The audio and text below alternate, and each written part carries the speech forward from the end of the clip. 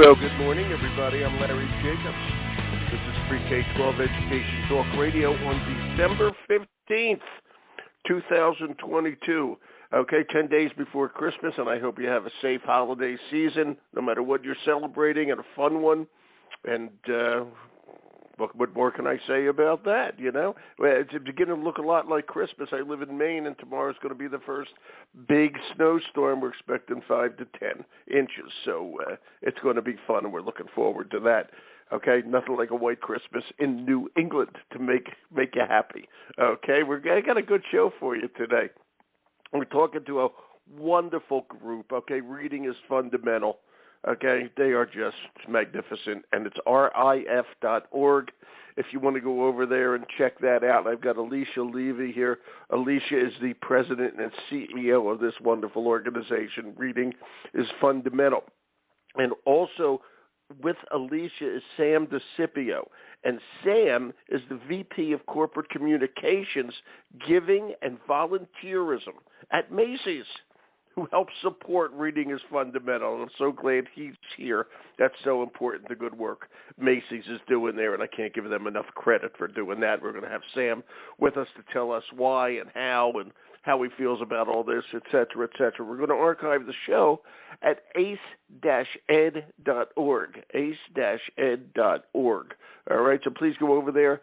Every podcast we've done, all 3,800 of them, okay, are over there. Go check it out. Go ahead, you can see the podcast link.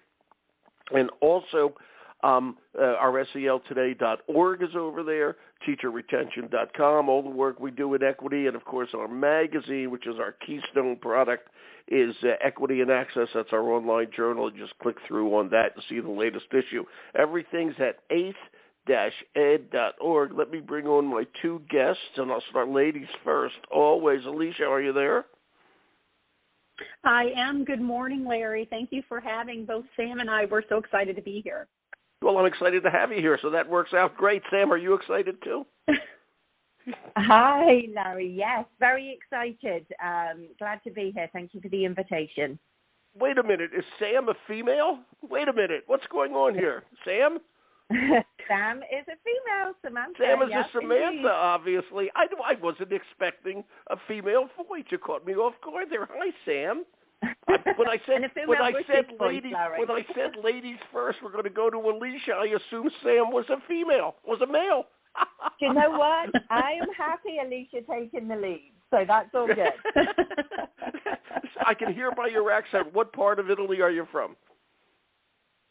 That's a joke because you're obviously British.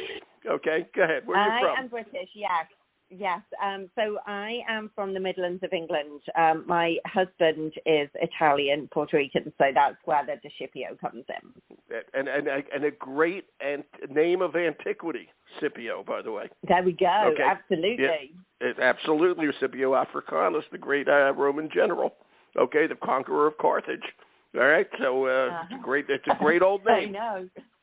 There you go. I know that. Sam, welcome to the show, and Alicia, welcome to you. What a funny way to start the show. That makes me happy. Okay. Makes me laugh. Okay, Alicia, let's start with you, though, really, and tell us about Reading is Fundamental. I know you guys have an article we're going to put in the magazine and up on site and all that sort of stuff. Okay, we're excited about that. Maya Appleby, our editor, just loves you folks, as does the entire world, okay, and me included. So go ahead and just tell us all about RIF and your mission, what you do, which is really just so nice and perfect and all that sort of stuff. Go ahead, Alicia. Well, listen, Larry, thank you so much again. What a wonderful way to start the day to be able to talk about the importance of reading. Reading is fundamental. Many, I should say, of your listeners will be familiar with it. RIF has been around for almost 60 years. I am thrilled to say that is longer than I have been around. But by 40 years. By 40 years. Come on, give yourself a break, Alicia. Yeah. But RIF's mission is really important, right? It's about ensuring that children nationwide have access to books and reading resources, literacy resources, that they understand how important that they can enjoy the power and passion and fun of reading. And it's a remarkable organization. It was started, like Yeah. I said, almost 60 years ago by an outstanding woman who took a book off her daughter's shelf and went down the street to a school in D.C. that she knew had hundreds of children who didn't have that privilege. And it started this movement that has impacted over 100 million children, has distributed over Wow. 420 million books nationwide. And, you know, the thing that surprises people, I've told this stat to literally thousands of people, and I generally get just kind of a shocked look. And some people will say, I don't believe you, and then they'll Google it. But most children in this country don't have a book in their home. It's and unbelievable. without a book in their home, I do know that, it's and it's unbelievable. Yeah. Yeah, and without that, that motivates, that inspires, right? That creates an interest in reading. And if you're interested in reading, you learn to read. If you learn to read, you can learn. I'll point back to where we started with Sam's last name. What a fascinating discussion the two of you had about her background and the history of her name. Most kids, if they can't read, can never have that discussion, and that is really what RIF is all about. Good. RIF is reading is fundamental. It's RIF.org, everybody, RIF.org. Okay, and what you just said is amazing, and it's astounding, and actually it brings up something interesting. You just said this, and I know you're interested in this. You guys see a difference between just reading, which is good, okay, and having a book in your hand, a physical book, okay? And you just said some people don't have a book in their house. Do they have they probably don't have a Nook or a Kindle or whatever they might have, okay, whatever you call those things now. They probably don't have that, okay, either. I mean, they just don't have access to the written word. I don't know, talk about that. Just talk about the actual book, the physical book, if that matters. Alicia. Well, it does, right? It I for think it sure does. My approach, interesting, Larry, is kind of platform inclusive, right? I want kids to read wherever they are, anytime, anywhere. You go to a restaurant, you go to a McDonald's, you go to a metro station, right? You can read the signs, you can read the menu, you can read what's happening in a game or a TikTok, which is of course the thing that children today are so enamored with. And all that having been said, you know, the science of reading, to your point, right? The mechanics of reading are critical, but they have to be intersected with a joy of reading, an interest in reading motivation, frequency, engagement. So RIF really takes the approach that we want kids to read anytime, anything, anywhere. That having been said, if a child lives in a home without a book, they are more likely to be reading behind grade level. If they're reading behind grade level, they are more likely to struggle throughout their lives. So we believe that the print book is important. We also believe that we have to meet kids where they are. Today's kids are digital natives. We've heard that term, since 2000, but it's true. Kids today consume information in a digital platform as much as they do in a print platform. So we believe that there has to be resources everywhere. But we've seen, Larry, coming out of COVID, and I'm confident that your listeners have seen this because they're in classrooms across the country. Print books are critical. The disparities, equity issues related to access to technology are critical. So those print books were a resource that were truly and deeply missed. And so the work that we do to get those print books into the hands of kids that might not be connected through technology is critical for sure.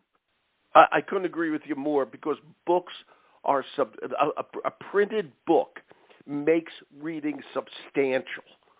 Okay, if you hold it in your hand, it's a physicality. Okay, it's something. Okay, and that to me is extremely, extremely important. All right, and it's kind of, if I made the difference between like a shelter and a house. Okay, a shelter may give you some protection, but a house is substantial. You have a house to go home to. Okay, and there's a difference between the two things. Yes, go ahead.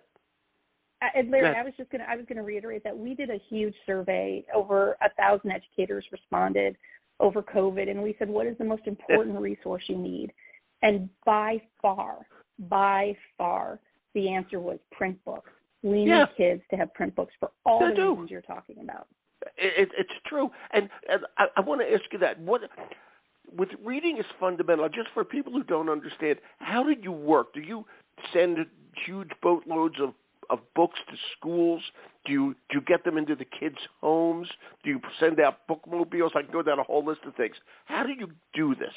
What are you actually doing? You know what I mean? Well, yeah, I absolutely do. And I will tell you, if I could deliver boatloads of books to kids, I would be right there. And part of the I know reason, you would. I know you would. That I'm so excited that Sam's here is Sam, through our partnership with Macy's, her team helps us do that. We're not quite to boatloads, but we do. We view it in a couple of different ways, right? Much like I said, we're kind of platform agnostic or platform inclusive. We're really delivery inclusive as well. We find that, and we have found over almost 60 years, that the classroom is the gateway to the home. Every child is in a classroom. Every child is there to hopefully learn. And so being able to leverage that footprint, our relationship with educators' relationship with the home, we find that distribution through schools becomes our best way to do this at scale. That having been said, we celebrate reading and have book distributions at food pantries. Last week I was at a giveaway at a food pantry, at faith-based organizations, at school adjacent feeding events. Feeding the brain, Alicia. Feeding the brain. I love it. Feeding the brain. That's exactly right. And what we know to be true, what every one of your listeners knows to be true, is that every adult wants to serve the whole child. They want every child to be able to succeed. And we know that reading is the foundational element necessary for a child to be successful in life. And so we want to reach those kids wherever there's an engaged adult, community partner, parent, caregiver, educator. And so again, the bulk of our books, just for scale, right? We can reach the most kids by partnering with educators and schools. And I would also say it's not just about the book. The book is the kind of springboard, but it's about engagement and activation and motivation, right? So we recognize that educators need support, that families need support, that kids need tools. Take what they've read and really activate it to learn from it. So we create reading motivation activities and tools for students. We create capacity building resources for parents and educators. So it's really about the program that wraps around the book that really drives the outcomes that we're all looking for, which is reading proficiency in children. Yeah, and I just have to say, a love of reading. Okay, and a love of reading. We want to build that. And a love of reading. Yeah, we got to build that. How do teachers, who's getting in touch with you to make things happen? Is it parents? Is it PTAs? Is it teachers? Is it principals? Is it librarians? Who's getting in touch over at RIF.org? Well, who makes it happen? Well, and by the way, Sam, I'll get to Larry, you in just a minute. I just want to finish this introductory part. Go ahead. I haven't forgotten you, Sam. Okay. Go ahead. Well, good. Maybe a wonderful segue to Sam is all of the people that you just mentioned, and we get phone calls, email inquiries.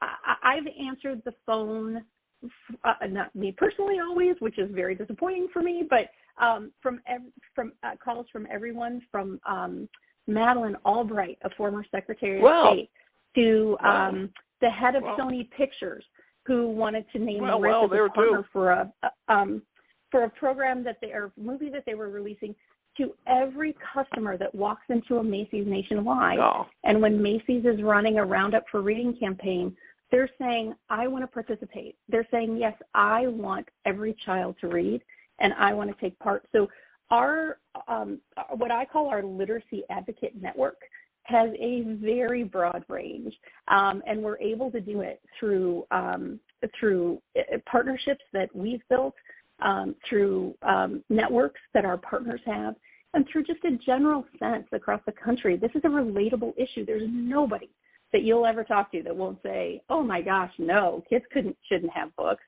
They'll say, I can't imagine that children don't have books, right? Yeah. Right? And I can't imagine that a kid doesn't have access to a book. And what's shocking is that there are literally millions of children in this country that don't have access. So when it's horrible. You know, it's horrible. But we can fix it, right? This is a problem that we can solve. And when an organization like Macy's stays committed to an issue for almost 20 years, it's just a testament to their understanding of the importance of this issue and their ability to activate their network, their customer base, their employee base to participate in finding a solution.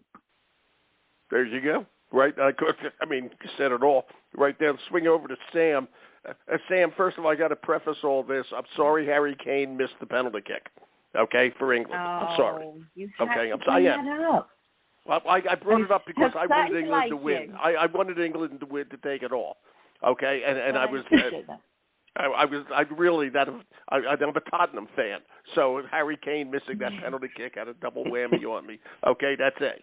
Okay, that's A. B, you need B or C or 2, whatever. Number 2, since it's Christmas time, I have to tell you the favorite present I ever bought my wife for Christmas was a silver ring. It's kind of got an antique look that was at Macy's in 2005, and I bought it, and it was on sale from $300 to $150, and she loves it, and she wears it every day, and that's a Macy's present at the jewelry department. So there you go. Amazing. There you go. I love that. Okay. There you go. 3. Okay. Now that I'm giving you time on this podcast, can you do a Larry Bloom at next year's parade? Okay. What do you think? Okay. I'll take that note. I think that's now let me just say, I put on a little weight during the pandemic, so the balloon will be actual size when you get it up there. Okay, and it'll really be cool. So So, do you want? Can we? Otherwise we can't talk. Of course, Sam. Because I got to get that balloon. No, I'm just kidding. Of course, Sam. Do you carry a balloon in the parade? Are you part of the team? Do you know, I haven't yet. Somebody on my team that looks after all of my colleague giving is a balloon handler every year. So, there's opportunity for folks to get involved every single year, which is awesome. Right, and you guys do great stuff, okay? You really do. And let's talk about Macy's for a second. That. Okay, we need it. It's a good store, okay? And everybody knows that kind of, okay, right. Quality stuff. What got Macy's involved with this? Okay, maybe it happened before you were even there, but you continue it. You're the VP of Corporate Communications and Giving and Volunteerism at Macy's, a job 90% of my listeners would kill to have. Okay, so talk to me.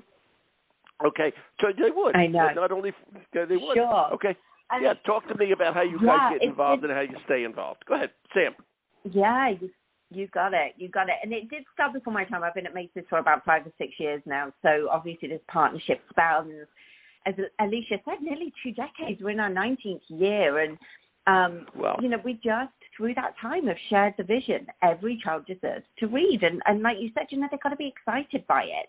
And it is something that just resonates with our customers and our colleagues. If our customers are super excited about it and our colleagues are super excited, it resonates. You get traction. And we just, as a retailer that has such reach and as a huge employer, we know as well, and I know we're going to talk a little about the NAEP scores, but just when kids are able to read, they're better able to realize their full potential and kind of better prepare for that strong future workforce. So, we're a huge employer, so we see it from both sides as well. It's such a foundational skill that folks have. And recently, what keeps us supporting RIF, we actually earlier this year, we launched our new social purpose, Mission Everyone. And it's focused on creating a brighter future with bold representation for all. And as we think about our cause and community work and the support of our nonprofit partners, we really honed in on empowering youth through various assets. And our partnership with RIF is just so beautifully aligned to that. and we're able to innovate year after year. There's just such power that we've been able to unlock together over this time. There's just that level of authenticity and trust. When you talk about something and you build on it year after year, you're able to deepen the partnerships, and Riff are able to come to us and say, here's where we need your support now, and here's how we can partner 365 days throughout the year. Our campaign, which took place in July this year and raised $1,500,000 through change at Roundup. So when you go to a store and somebody says, do you want to round up your purchase, it adds up to real money, and that makes a huge difference. Yes, it does. And by the way, that's a great wonderful way for companies to collect for a charity. Okay, to give a donation to a nonprofit. I mean, just round it up. It's painless. Yeah, it's painless. It's painless. And the impact that we can make from that is really real. Yeah, it really is. And I have a question. Okay, and maybe I'll give this to Alicia, and she'll swing it back to you. Okay, Alicia, when you get a supporter. Like Macy's, a big corporate supporter. You mentioned Sony before as well. We're talking to Macy's today. Okay, how do you work with Macy's? Do you go do you call Sam on the phone and say, I need a check for $12 million, and she writes it that afternoon? Okay, how does that work? I know that's not the way it works. So how does it actually work? Do you guys actually get together and think of stuff? How does it actually work as you guys team up? Well, Alicia. Well, what's interesting about it, and I'd pick up on something that Sam said earlier, the depth of the relationship and the partnership enables innovation, enables creativity. And I think that, do I wish that I could pick up the phone and call just about anybody and ask them to invest $12 million in children's literacy? For sure. But what's powerful about our relationship with Macy's, and I would say to you, Larry, that it's really unique. We work with a lot of corporate partners, but what I believe makes Macy's special is it's an integrated approach, right? It's not just about the dollars that come to us. It's about the engagement that we see from their corporate levels, from their store levels. I've had the pleasure of visiting so many stores and talking to so many associates whose children receive books that are distributed in their community because of this work. Customers that come in. So the idea that it's about more than just writing a check. It's about being invested in the issue because it drives change. And to really reinforce what Sam said, their Mission Every One campaign is really about equity, right? It's ensuring that every child has access to the power and the impact that literacy provides. And so, the education should be the great equalizer, right? Every child in this country should have a foundation that is equal. And so the equity issue and how we deal with that and how we find a partner like Macy's, who's not just committed to saying, and Sam, forgive me for saying it this way, but for checking a social cause box, right, which lots of corporations do. And boy, I hope they call us, because I'll take that, because I can make an impact with those dollars. But I really do believe how many relationships last 19 years? I mean, the power of a relationship like this is that they're invested. Macy's is special. They invest well beyond just writing that check. And there are certainly others that do it as well. Don't get me wrong. They're wonderful corporations. They're wonderful individuals, right? And philanthropies that feel the same way. But that kind of taking it the next step, saying we're aligned on the outcomes here. And to Sam's point, it's not just because it makes everybody feel good. It's because it creates equity. It is about equity. It also creates the skilled workforce of the future that we need. So it's an integrated partnership, and I think it's really special. And let me make the point, and I say this all the time, it also creates the skilled workforce that Macy's needs, okay? And Macy's is doing the exact right thing. I've said this all along. School budgets have always been tight, and they're tighter now, all right? And America's corporations have to step up. They need a workforce. They have to encourage people to get into education and become teachers. They have to understand that education right now is not equal, okay, that there are so many underrepresented groups, underserved groups, et cetera, okay? And those are it's the old thing, a mind is a terrible thing to waste. That happens to be true, okay? We need all those brain cells working for us, okay? And we have wasted far too many. And, Macy's isn't going to last forever, nor is Sony Pictures unless they have somebody to work for them. Okay, and what you guys are doing is from the heart, and I do know that.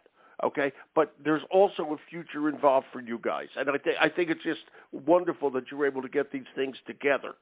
Okay, and and just make it work. And I hope teachers and people listening today understand how Macy's is working with RIF. Reading is fundamental. Okay, I hope that prompts you to recognize them as Christmas season right now. Okay, is happening, and then use them. If I may do a shameless plug, but I honestly believe that the good companies need to work together. You mentioned this, the NAEP scores, the National Educational Progress scores, came out a few weeks ago, and to coin a phrase, they were dismal. Okay, they were pathetic. Okay, and it's bad out there. All right. And the reading scores were nauseating, all right, and we have to do something about that. So I'll throw this to, I'll throw it to you, Alicia, and then you share it with Sam. Okay, go ahead, talk about that. You guys wrote an opinion piece. Talk about it. Go ahead. We did, and it's an important one. I think you touched on some of the key issues, related to the importance of, reading for young children, and I think all of your listeners, because they're on the front line, right, of this issue. Let me just make a point. Let me just make a point. The 3 R's, reading, writing, and arithmetic. Okay, there's only one that actually begins with R. That's reading. Okay, in case anybody ever noticed that. All right, and it's also the first one. All right, so you please feel free to use that line because it's the only one that has an R at the beginning. Now, continue. This is how important it is. You may continue. Well, and I will pick up on that analogy, Larry, and say without the first R, without the reading, you can't do the others, right? That's if right. I can't read, I can't math. If I can't read, I can't STEM. If I can't read, I can't code. All the things that we need to learn over our lifetimes start with our fundamental ability to read. And so I couldn't agree with you more. I think it's the most important one. They're all important, right? But COVID was, people use terms about COVID and learning, the disruption of learning environments, the challenges, right, that students face, that teachers face, that families faced during the pandemic. And those things are all true. But I think what gets lost a little bit is the long-term impact that COVID will have on this generation of learners is one that we have to pay attention to, right? The NAEP scores, I agree with you, set us back 30 years, right? The reading scores for NAEP are as low as they were in 1992. They dropped. Unbelievable. Unbelievably, right? And you ask any educator, they're not surprised, right? Because the power of the classroom, the power of one-on-one instruction, the expertise that an educator brings to the table to teach a child to learn, right, to read and all the things that go along with it. We lost 2 years, right? Kids that were entering 4th grade when COVID started, some of them didn't see a teacher or a classroom in person until they were in middle school. My son is a middle school teacher, and he taught at in a COVID environment, and he has been teaching in a non-COVID environment. And where's he teach? He teaches at a middle school in outside of Baltimore, Old Mill Middle School. There you go. I'm very, very proud. I have 3 children. I'm proud of all of them. But he's been on. You heard that, kid. She's proud of all of you. I just want to reiterate that if you hear that. She's proud of all of you. Okay, just so you know. I could spend hours on all of them, but he, much like many of your listeners, has been on the front lines of this. And what we know is that there's no infrastructure to catch these kids up, right? There's the tools that educators in a middle school, for example, need to help with the fundamental reading skills that a student that didn't get that because they weren't in a classroom during COVID, they just don't have those tools. The resources that an elementary school teacher needs to help, because parents were trying to teach their kids to read during COVID. Yeah. The NAEP scores demonstrate the immediate impact, but what we know is that if a child isn't reading on grade level by fourth grade, the impact of them from a socioeconomic, from a just ability to graduate high school, all the stats will slow, and so many children fall into that category. And what we're really focused on at Reading is Fundamental, in partnership with Macy's, is how do we and others, how do we bring tools to the classroom, to educators, to help them, right? Yeah. How do we bring resources to the families to help them? How do we bring resources to students who need additional support? So COVID and the pandemic, again, the NAEP scores are a snapshot in time and a significant one, but it's really the long-term impact that this generation of learners will face that we have got to tackle. And RIF fundamentally believes, as the nation's leading voice for children's literacy, that we need to get people activated behind reading. If we can get kids reading, then we can catch them up on other things. Do you think, and Sam, feel free to join in here, do you think people understand the value, do people understand the value of reading? Really and truly? Okay, do they, what do you think, Sam? Do you think people get it? Or do they just take it for granted? I think they do. They better. I think there's a little bit of both, right? I think you do take it for granted, and there are going to be a lot of people on the call that probably take for granted that kids do have a book in their house and in their home. And to Alicia's point, most don't. So I think, that's why organizations like RIF and our partnership are so key, right? And I have to give a call out to some of the resources and some of the work that RIF's doing that we've had the pleasure and privilege of being able to support, like the REI, their Racial Equity and Inclusion Initiative, that's getting books into the hands of underserved kids and has the authors and the characters to allow kids to see themselves in it and be reflected in the story, because representation matters, right? So it's getting the right books into the hands of kids. At Literacy Central, for those that can't. Boy, that's a great point. We can't get a book to everybody. We want to get a new book into the hands of every kid. But Literacy Central, that's on RIF.org, is a great virtual digital library for parents and teachers, and we know everybody's busy, and having that trusted source of resources is super important. And Rally to Reach, it's an initiative that's taking place right now through March to get folks to pledge to read 100 books, to read 100 stories, to, kind of listen along to read alouds. And, there's so many great resources out there to inspire, it's about inspiring the kids to want to read. And the more fun we can make it and the more relevant we can make it for them, and the easier we can get resources and books into the hands of the kids, the families, the schools, the educators, it's only going to help that mission and close that gap.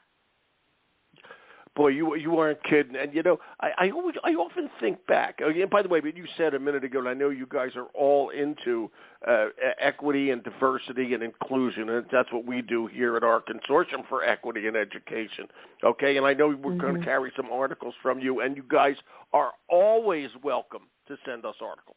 Okay, I can speak for our wonderful editor, Maya. I mean, we would love to include you every issue that we do, and that's without question.